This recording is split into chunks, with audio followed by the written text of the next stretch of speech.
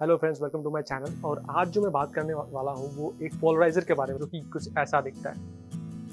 ये एक लेंस है जिसके ऊपर पोलराइज़र चढ़ा हुआ है। इस लेंस का जो फिल्टर थ्रेड है उसके ऊपर जो पोलराइज़र जो साइज़ का है वो फिट नहीं हो रहा था, तो मैंने स्टेप डाउन रिंग के सहारे इसमें फिट किया है। अगर आपको ऐसा रिंग चाहिए तो आप 400 टू 500 के अंदर आपको step down as well as step up ring मिल जाएंगे। इसका काम होता है कि छोटे छोटे पोलराइज़र को आप बड़े फिल्टर थ्रेड में डाल सकते हैं और अपना लुक अचीव कर सकते हैं। या फिर आपके पास अगर छोटा फिल्टर थ्रेड है और जो आपने पोलराइज़र या फिर आपने एनडी ज़्यादा बड़ा खरीद रखा है तो उसे भी आप इसमें फिट कर सकते हैं अपने स्टेप अप रिंग के सहारे। इसका जो फिल्टर थ्रेड है वो 62 mm का है और मेरे पास जो फिल्टर थ्रेड है वो 52 mm का है, तो मैंने इसी की तरह से फिट किया। तो किसी भी लेंस में किसी भी तरह का आप फिल्टर थ्रेड आप सेट कर सकते हैं, प्रोवाइडेड आपके पास ये रिंग हो। तो आज हम इस लेंस और रिंग के बारे में बात नहीं करेंगे। आज जो मैं बात करने वाला हूँ ये पोलराइज़र के बारे में बात करने वाला हूँ। पोलराइज़र का सबसे जो इफेक्टिव जो आप यूज़ करते हैं वो मोस्टली आप डे लाइट में करते हैं, जब भी आपको रिफ्लेक्शन कट करना पड़ता है सनलाइट का, और इसको उसलिए यूज़ किया जाता है।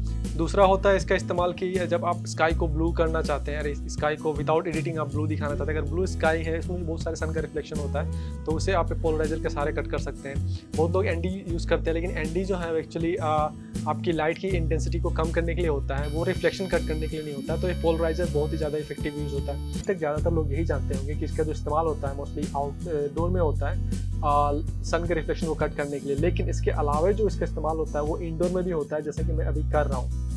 आप देख रहे हैं कि ये किस तरीके से लाइट को कट कर रहा है। अब इसका रीज़न क्या है? जब भी आप अपने घर में यूट्यूब के लिए स्टूडियो बना रहे हैं या फिर आप अपने अलग से किसी कमरे में आपने यूट्यूब के लिए स्टूडियो बनाया है या फिर आप व्लॉगिंग कर रहे हैं, तो ये आपको तो पता है रिफ्लेक्शन कट करता है। ये सिर्फ सनलाइट का रिफ्लेक्शन ही नहीं, आप जो आप इंडोर लाइट में इस्तेमाल करते हैं लाइट्स वगैरह, एलईडी हो गया, सीएफएल हो गया या फिर ट्यूब लाइट्स हो गया, तो जितने भी आप लाइट को इस्तेमाल करते हैं अपने इंडोर शॉट में, उसके भी रिफ्लेक्शन को भी ये आसानी से कट करता है।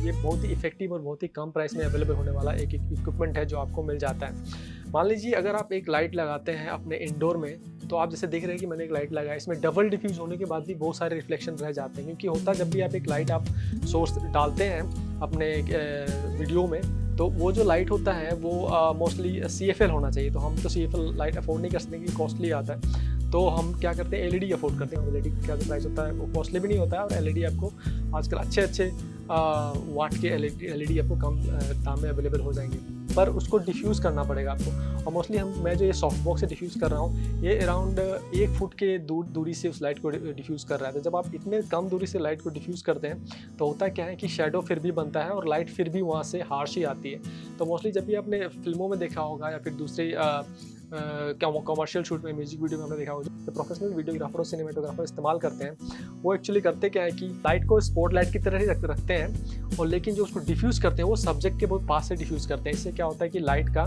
जो हार्शनेस होता है, जो कड़क लाइट होती है, वो एकदम से सॉफ्ट हो जाती है, क्योंकि आपको बहुत दूर से डिफ्यूज़ करना पड़ता है। तो हमारे पास इतना बड़ा सेटअप नहीं है और ना ही मेरे पास उतना बड़ा स्टूडियो है। तो जो भी यूट्यूबर्स हैं उनको अगर अपने फेस पे या फिर अपने सब्जेक्ट पे लाइट को डिफ्यूज़ करना है, तो आपको लाइट का जो सोर्स है, लाइट का जो डिफ्यूजन होता है, जिस इससे भी आप डिफ्यूज़ कर रहे हो या फिर आप सिल्क से डिफ्यूज़ कर रहे हो या फिर आप दूसरे चीज़ों का इस्तेमाल कर रहे हो, उसका डिफरेंस उसके अंदर एक दूरी बनाए रखनी पड़ती है। अराउंड 1 मीटर का या फिर 2 मीटर की दूरी से आपको लाइट को डिफ्यूज़ करना होता है। जितने सब्जेक्ट के पास से आप डिफ्यूज़ करेंगे उतना ही लाइट सॉफ्ट हो जाएगा उस सब्जेक्ट के लिए।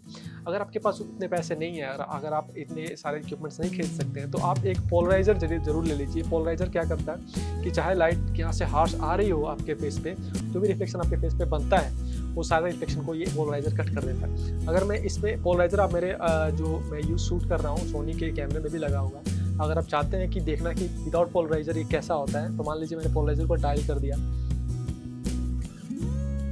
अभी आप देख रहे हो कि ये वाला एरिया पूरी तरीके से वाइट हो चुका है। इसका रीज़न ये है कि ये रिफ्लेक्शन को कट नहीं कर रहा है। अब जैसे आप इसे मूव करेंगे,